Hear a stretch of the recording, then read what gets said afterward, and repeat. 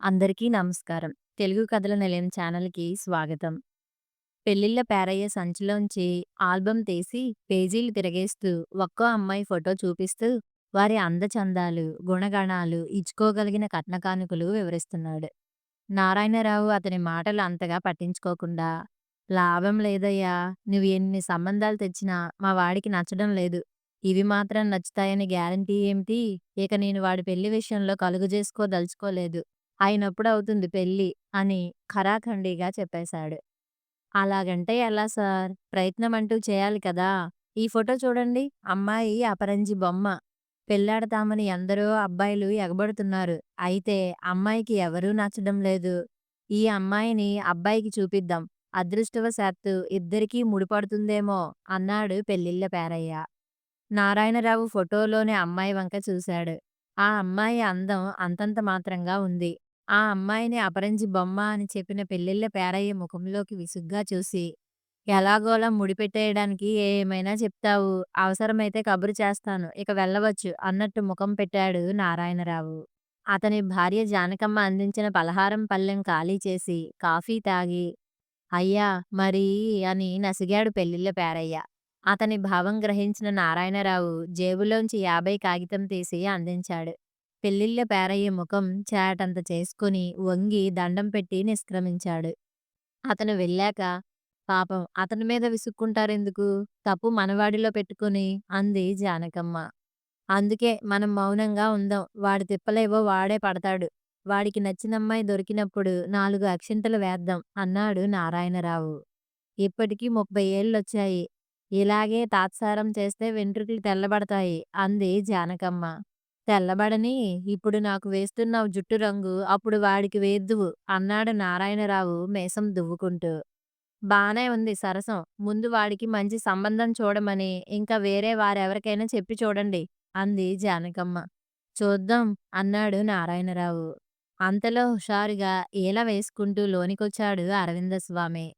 ఏరా స్వామి, పెళ్ళెప్పుడు చేసుకుంటావురా అంది జానకమ్మ. ఏమిటే ఉరుములేని పిడుగు అన్నాడు అరవింద్ షూలేస్ విప్పుకుంటూ. ఇప్పుడే పెళ్ళిళ్ళ పేరయ్య వచ్చి వెళ్ళాడు. మంచి సంబంధం ఉందట అంది జానకమ్మ. వీడొకడు నా ప్రాణానికి శనిలా దాపురించాడు. రావద్దని చెప్పినా జలగలా వదలడు వెధవ విసుక్కున్నాడు అరవింద్. అది కాదురా స్వామి అని ఏదో చెప్పబోయింది జానకమ్మ. నీవొకదానివి ఎన్నిసార్లు చెప్పాను అలా స్వామి అని పిలవొద్దని. తాత పేరు కలిపి నా ప్రాణం తీస్తున్నారు మళ్ళీ విసుక్కున్నాడు అరవింద్. సర్లే నీ మాట ప్రకారమే అలా పిలవను. తొందరగా పెళ్లి చేసుకోరా, 30 ఏళ్ళు నిండబోతున్నాయి కళ్ళనీళ్లు పెట్టుకుంది జానకమ్మ. ఆ! బోరింగ్ కట్టేయ్. నా కలల రాణి కనిపించాలిగా అప్పుడే నా పెళ్లి. తన గదిలోకి పోయి తలుపు వేసుకున్నాడు అరవింద్. నా మాట వింటావా? వాడి తిప్పలు వాడు పడతాడు. ఇక వాడి పెళ్లి ఊసెత్తకు అని వార్నింగ్ ఇచ్చాడు నారాయణరావు. అరవింద్ ఫ్రెష్‌గా స్నానం చేసి 2 ఇన్ 1లో టేప్ ఆన్ చేశాడు. వెస్టర్న్ మ్యూజిక్ వస్తున్నది. హుషారుగా ఒంటి మీద లుంగీతోనే 5 నిమిషాలు మ్యూజిక్‌కి అనుగుణంగా డాన్స్ చేశాడు. తరువాత విసుగనిపించి టేప్ ఆఫ్ చేసి రేడియో ఆన్ చేశాడు. రవిశంకర్ సితార్ వాయిద్యం వినవచ్చింది. అరవింద్ కుర్చీలో చేరగిలబడి కూర్చొని కళ్ళు మూసుకొని సితార్ స్వరాలు వినసాగాడు. అతని మనసు దివ్య లోకాలలో తేలియాడింది. ఎవరైనా అతన్ని గమనిస్తే ఇంతకు ముందు వెస్ట్రన్ మ్యూజిక్‌ని అంతగా ఎంజాయ్ చేసిన కుర్రాడేనా ఇప్పుడు ఈ సితార్ స్వర మధురిమను ఇంతగా ఆస్వాదిస్తున్నది అని ఆశ్చర్యపోతారు. అదే అరవింద్‌లోని ప్రత్యేకత. అందరూ ఏదో ఒక కళను ఇష్టపడతారు. అతను భిన్నమైన రెండింటినీ ఇష్టపడతాడు. అదే అతని జీవితంలో తుఫాను సృష్టించింది. చిన్నప్పటి నుంచి అరవింద్ ప్రకృతి ఆరాధకుడు. అందమైన పెయింటింగ్స్ అంటే ప్రాణం. మ్యూజిక్ అంటే చెప్పలేనంత ఇష్టం. కవిత్వం ఆరో ప్రాణం. ఇక స్పోర్ట్స్‌లో అయితే ఛాంపియన్. షటిల్, క్రికెట్, బ్యాడ్మింటన్ ఎందులో అయినా అరవింద్ నంబర్ 1. ఇక చదువులో యూనివర్సిటీ ఫస్ట్. ఇన్ని టాలెంట్స్ ఉన్న అతన్ని ఏ ఆడపిల్ల ఇష్టపడకుండా ఉండగలదు? కొందరు అమ్మాయిలు లవ్ లెటర్స్ వ్రాస్తే, కొందరు అమ్మాయిలు డైరెక్ట్‌గానే ఐ లవ్ యూ అని చెప్పేశారు. అరవింద్ అందరితో క్లోజ్‌గా మూవ్ అయ్యేవాడు. అయితే అతని చనువు, స్నేహం వరకే పరిమితం. అతనెప్పుడు ఏ ఆడపిల్లను సెక్సువల్ థాట్‌తో చూడలేదు. అయితే ప్రతి అమ్మాయితో స్నేహం చేసేటప్పుడు, ఈ అమ్మాయి నా భార్య అయితే ఎలా ఉంటుంది అని మాత్రం ఆలోచించేవాడు. మంచి చెడ్డలు బేరీజు వేసేవాడు. అరవింద్‌కు నవ్వుతూ, తుల్లుతూ, సరదాగా చలాకీగా ఉండే అమ్మాయిలను చూస్తే ఉరికే జలపాతాలు జ్ఞప్తికి వచ్చేవి. అలా హుషారుగా ఉండే అమ్మాయిలంటే అతనికెంతో ఇష్టం. వాళ్ళతో తను స్పోర్టివ్‌గా మూవ్ అవుతూ, జోక్స్ వేసి నవ్వుతూ, నవ్విస్తూ ఉండేవాడు. అలాంటప్పుడు ఇలాంటి అమ్మాయిని పెళ్లి చేసుకుంటే బాగుంటుంది అనిపించేది. మరుక్షణం ఇప్పుడు ఈ వాగుడు, దూకుడు భరించడం బోరేమో అనిపించేది. అలానే నెమ్మదిగా, ఒద్దికగా ఉండే అమ్మాయిలను చూసినప్పుడు నిండుగా పారే నదులు జ్ఞాపకానికి వచ్చేవి. అలాంటి వారితో మాట్లాడుతుంటే మనసుకు సంతోషంగా అనిపించేది. అప్పుడు ఇలాంటి అమ్మాయిని చేసుకుంటే అనిపించేది. మరుక్షణం మన్ను తిన్న పాముల్లా ఉంటూ మనల్ని కూడా నిర్జీవంగా తయారు చేస్తారేమో అనిపించేది. అరవింద్ తన మనసులోని భావాలను ఎవరితో పంచుకునేవాడు కాదు. పైకి నవ్వుతూ కనిపించే అరవింద్ తన మనసులోనే చాలా మదనపడేవాడు. అందుకే ఎందరు అమ్మాయిలను చూసినా అతని మనసు ఎవరి వైపు మొగ్గలేదు. రేడియోలో రవిశంకర్ సితార్ వాయిద్యం ముగిసింది. అరవింద్ రేడియో ఆఫ్ చేసి టీపాయ్ మీదనున్న వీక్లీ అందుకుని తిరగేశాడు. అందులో విమల్ శారీస్ అడ్వర్టైజ్మెంట్ కనిపించింది. అందులో ఇద్దరు అందగత్తెలు ఉన్నారు. వారి వంక పరిశీలనగా చూశాడు అరవింద్. ఒక అమ్మాయి చలాకీగా నవ్వుతూ ఎగిరిపడుతున్న తరంగంలా ఉంది. ఎంత బావుందో అనుకున్నాడు అరవింద్. మరుక్షణం అతని దృష్టి మరో అమ్మాయి మీద పడింది. ఆ అమ్మాయి చిరునవ్వుతో, కొద్దిగా సిగ్గు, బెదురుతో ముడుచుకున్న పువ్వులా ఉంది. ఈ అమ్మాయి బావుంది అనుకున్నాడు. మరుక్షణం ఛీ! ఈ టేస్టే నా కొంప ముంచింది అని తలబాదుకున్నాడు అరవింద్. పెళ్లి చేసుకోమన్న తల్లిదండ్రుల పోరు జ్ఞాపకానికి వచ్చింది. ఎలా పెళ్లాడతాడు? పెళ్ళంటే జీవితాంతం కలిసి ఉండవలసిన భాగస్వామిని ఎంపిక చేసుకోవాల్సిన వ్యవహారం. తానేమో ఎటూ మొగ్గు చూపలేకపోతున్నాడు. తనకి ఈ జన్మలో పెళ్లి కాదేమో! అరవింద్‌కి తలనొప్పిగా అనిపించింది. డ్రాయింగ్ రూమ్‌లోకి వెళ్లి టీవీ ఆన్ చేశాడు.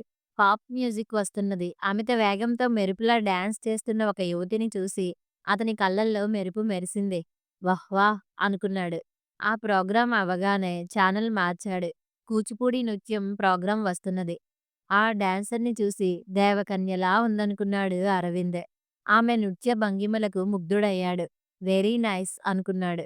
మరుక్షణం అతని మనసులో ఇంతకు ముందు మెచ్చుకున్న డాన్సర్ గుర్తుకొచ్చింది. హస్తిమా శకాంతరం ఉన్న డాన్సర్స్ ఇద్దరూ నచ్చారు. ఏం టేస్ట్‌రా బాబు! నాకీ జన్మకు పెళ్లి కాదు అనుకుంటూ డ్రెస్ చేసుకొని బయటకు వెళ్ళాడు. కాసేపు అటూ ఇటూ తిరిగి సినిమా హాల్ కనిపిస్తే అందులోకి దూరాడు. సినిమా మొదలయింది.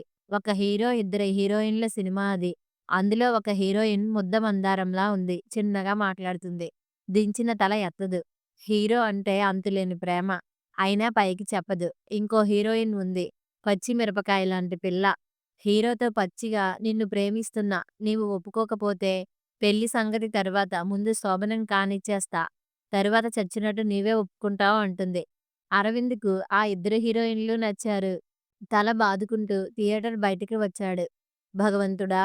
ఏం టేస్ట్ ఇచ్చావు. ఈ 2 టేస్టులు కావాలంటే ఇద్దరిని పెళ్లాడాలి. అది చట్టవిరుద్ధం. నాకీ జన్మకు పెళ్లి కాదు అని నిట్టూరుస్తూ ఇల్లు చేరాడు. బంధువులమ్మాయి పెళ్లికి నారాయణరావు, జానకమ్మలు కావాలనే తాము వెళ్ళకుండా బలవంతం చేసి అరవింద్‌ని పంపించారు. అదేమంటే నాకు జ్వరం అని తప్పుకుంది జానకమ్మ. "నీ అమ్మని చూసుకోవడానికి నేనుండక తప్పదు" అని నారాయణరావు తప్పుకున్నాడు. "నేను వెళ్ళను" అన్న అరవింద్‌ని తిట్టి పంపించారు నారాయణరావు, జానకమ్మలు. పెళ్లి పందిట్లో ఏ పెళ్లైనా అరవింద్‌కు నచ్చుతుందేమోనని వారి ఆశ. అరవింద్ వెళ్ళిన ఊరు చిన్న పల్లెటూరు. Pant, shirt, shoes, cooling glasses, చేతిలో బ్రీఫ్ కేస్‌తో బస్ దిగిన అరవింద్ వంక బస్టాండ్‌లోని జనమంతా ఎవరితను అన్నట్టు చూశారు.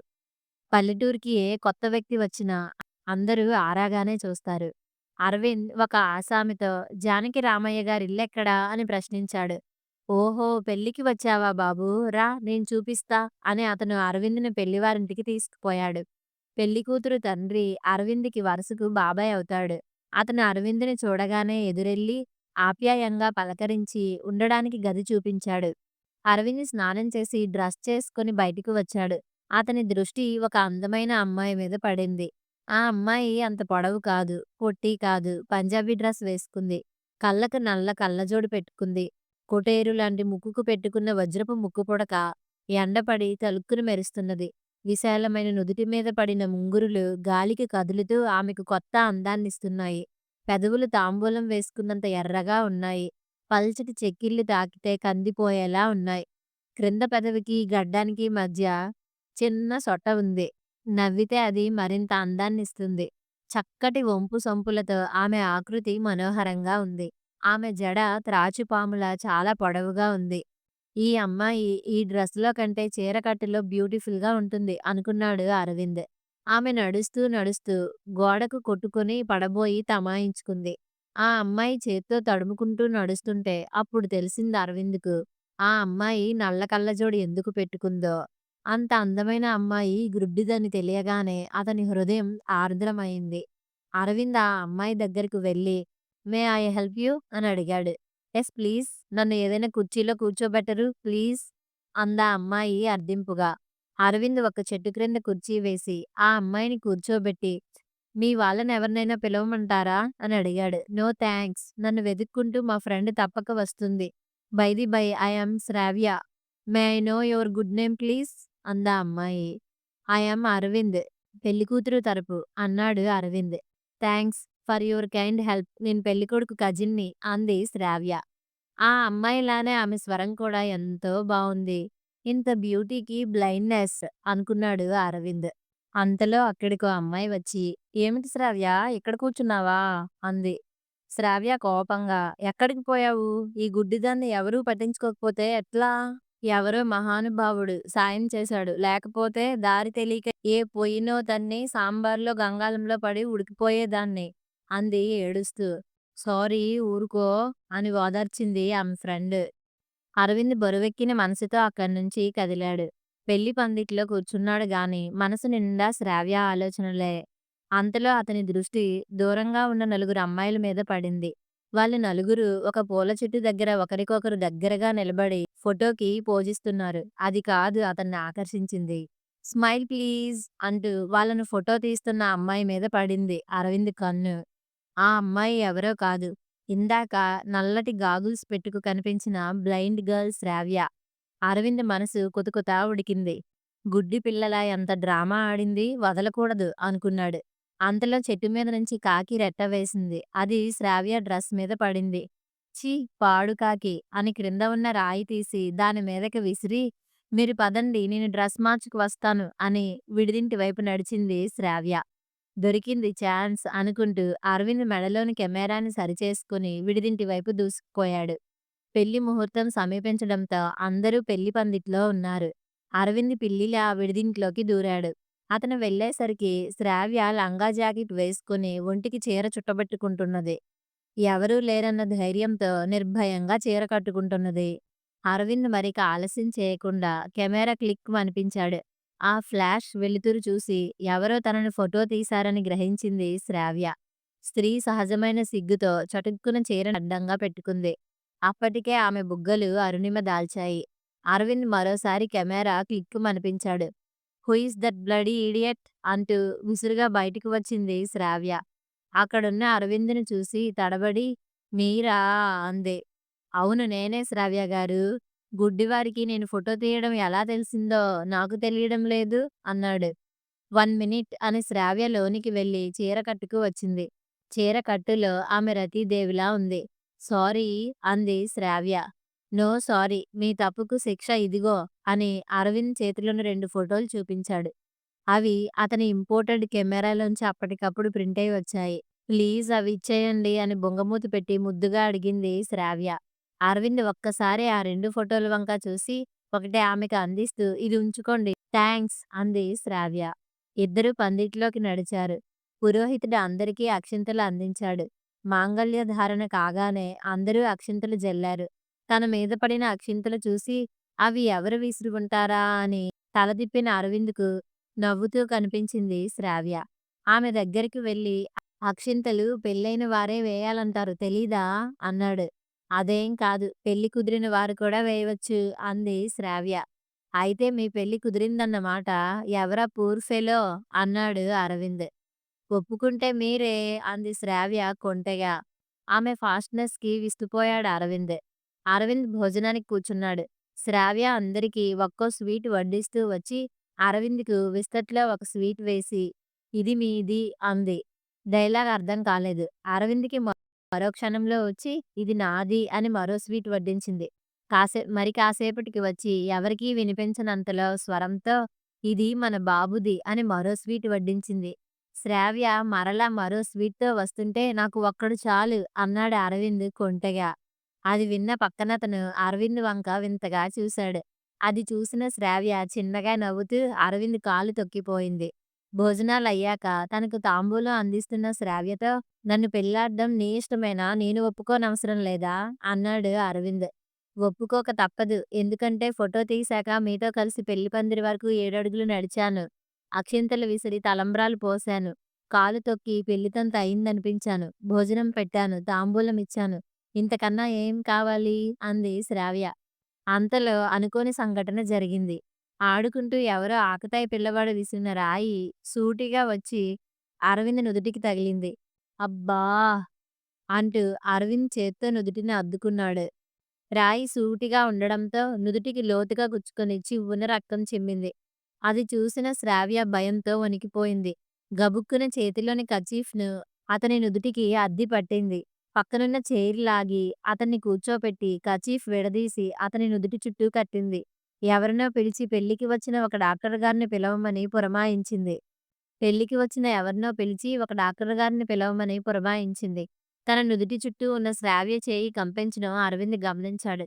తలెత్తి ఆమె వంక చూశాడు. ఆమె కన్నులు నిండుగా నీరు. "ఇంత మాత్రానికే?" అన్నాడు అరవింద్. "నా మూలానే ఇలా జరిగింది. నేను మాటల్లోకి దించకపోతే మీరిక్కడ ఉండేవారు కాదు. ప్రమాదం జరిగి ఉండేది కాదు" అంది. ఆమె గొంతు బాధతో జీరపోయింది. డాక్టర్ వచ్చి ఫస్ట్ ఎయిడ్ చేసి నథింగ్ టు వర్రీ అన్నాడు. వారం తరువాత అరవింద్ తల్లిదండ్రులతో శ్రావ్య ఇంటికి వెళ్లి పెళ్లి చూపులకు వెళ్ళాడు. శ్రావ్య పట్టుచీర కట్టుకొని, నగలు పెట్టుకొని దివి నుంచి దిగివచ్చిన దేవతలా ఉంది. శ్రావ్య తండ్రి ఆమెకు అరవింద్ తల్లిదండ్రులను పరిచయం చేశాడు. శ్రావ్య వినయంగా వంగి వారి పాదాలకు నమస్కరించింది. తల దించుకొని నేలచూపులు చూస్తున్న శ్రావ్యని చూసి అరవింద్ ఆశ్చర్యపోయాడు. అసలు ఈ అమ్మాయి, నేను పెళ్లిలో చూసిన ఆ అమ్మాయి ఒకరేనా అని అనుమానం వచ్చింది. అది గమనించిన శ్రావ్య ఎవరూ చూడకుండా అరవింద్‌ని చూసి సన్నగా కన్ను గీటింది. అది చూసి ఆ అమ్మాయేనని కన్ఫర్మ్ చేసుకున్నాడు అరవింద్. పెద్దవాళ్ళు కట్న కానుకల విషయాలు మాట్లాడుకుంటున్నారు. తలదించి కూర్చున్న శ్రావ్యకు మాత్రమే వినిపించేలా అరవింద్ "ఎంత వినయం" అన్నాడు కొంటెగా. "అది పెద్దలకు మాత్రమే పరిమితం. నా గదికి రండి. మీకు ట్రీట్మెంట్ వేరుగా ఉంటుంది" అంది శ్రావ్య మరింత కొంటెగా. పెళ్ళైపోయింది. శోభనం గదిలో అరవింద్ శ్రావ్యని దగ్గరికి తీసుకుంటూ "శ్రావ్య, నాకు ఊరికే జలపాతాల్లాంటి హుషారైన అమ్మాయిలన్నా ఇష్టమే. నిండుగా పారే నదిలాంటి నెమ్మదిగా ఉండే అమ్మాయిలన్నా ఇష్టమే. ఎవరిని ఎంపిక చేసుకోవాలో తెలియక ఇంతకాలం పెళ్లి వాయిదా వేశాను. నాతో ఎంతో చిలిపిగా ప్రవర్తించిన నీవు నాకు చిన్న దెబ్బ తగిలేసరికి తల్లడిల్లిపోవడం నాకు నచ్చింది. అలానే పెద్దల ఎడ నీవు చూపిన వినయం కూడా మెచ్చదగింది. అప్పుడే తెలిసింది నువ్వు నాకు చిలిపితనంతో తుల్లిపడే జలపాతానివి. ఇతరులకు నిండుగా పారే నదీమ తల్లివి. ఒక్క మాటలో నీవు నాకు కావలసిన 2 ఇన్ 1వి" అన్నాడు. అందుకు శ్రావ్య నవ్వుతూ "మిస్టర్ అరవింద్, ప్రతి ఆడపిల్లలోనూ మీరు కోరుకునే 2 రూపాలు ఉంటాయి. అయితే భర్తలకు భయపడి కొందరు, సమాజం హర్షించదని కొందరు తమలోని చైతన్య రూపాన్ని చంపేసుకుని రెండో రూపంతో మిగిలిపోతారు" అంది. "అయితే నేనలా జరగనివ్వను. ఇక మీదట ఈ 2 ఇన్ 1 నా ప్రాణం" అంటూ ఆమెను కౌగిలిలో బంధించాడు.